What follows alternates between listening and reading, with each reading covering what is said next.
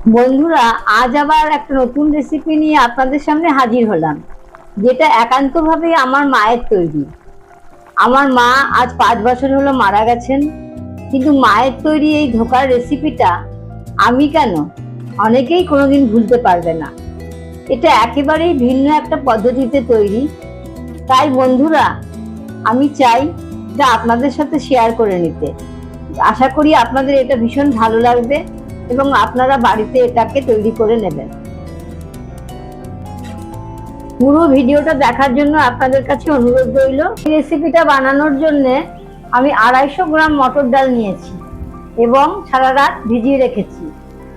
তারপর সকালবেলায় ডালটাকে ছেঁকে নিয়ে একদম শুকনো করে মিক্সিতে বেটে নিয়েছি। ডালের ভেতরে পরিমাণ মতো একটু নুন দিয়েছি এবং 1 চিমটে খাবার সোডা দিয়েছি। এখন আমি এটাকে ভালো করে মেখে নেব। এখন আমরা ধোকা তৈরির পরবর্তী পর্যায়ে চলে যাব।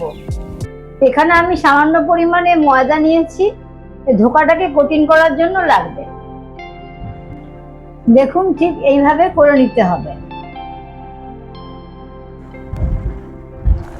এদিকে আমি আগে থেকেই গ্যাসে জল ফোটানোর জন্য বসিয়ে দিয়েছিলাম একটা কড়াইতে। তারপর আমি একে একে এই হাতে গড়ে নেওয়া মটর ডালের দলাগুলোকে একটা ছান্তার সাহায্যে ওই ফুটন্ত জলের মধ্যে ছেড়ে দিলাম।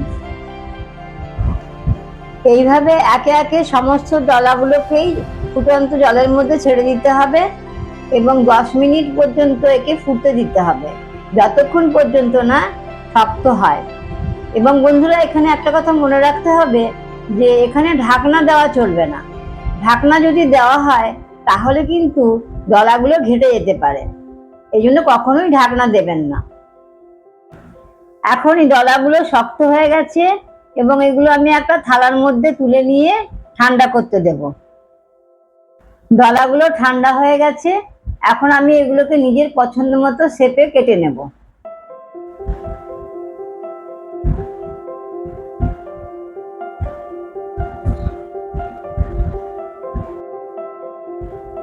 দেখুন, আমি ঠিক এইভাবে চৌকো চৌকো করে ধোকাগুলোকে কেটে নিলাম।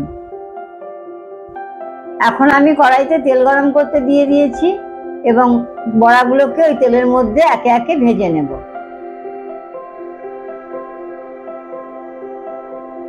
এখানে আমি ধোকাগুলোকে গোল্ডেন ব্রাউন পর্যন্ত ভাজবো। এবার ধোকাগুলোকে ছান্তার সাহায্যে একটা থালার মধ্যে তুলে নিচ্ছি। এবার কড়াইতে ওই তেলের মধ্যেই জিরে তেজপাতা ফোড়ন দিচ্ছি।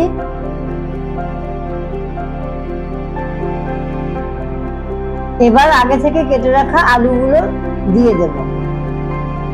আলুগুলো একটু ভাজা হয়ে গেলে এর মধ্যে 1 চামচ হলুদ গুঁড়ো, 1 চামচ জিরে গুঁড়ো, 2 চামচ ধনে গুঁড়ো, 1 চামচ লঙ্কার গুঁড়ো দিয়ে দেব এবং তারপরে 1 চামচ আদা বাটাও দিয়ে দেব।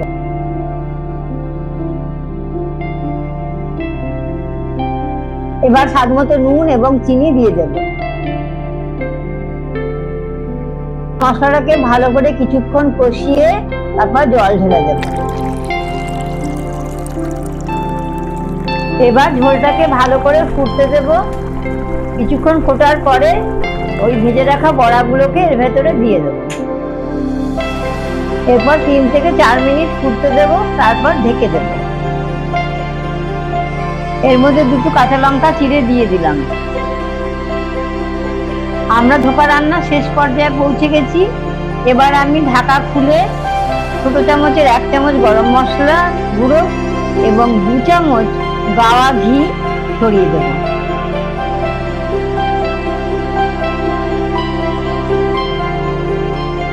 এখন আমি এটা টেস্ট করে দেখব কেমন হয়েছে।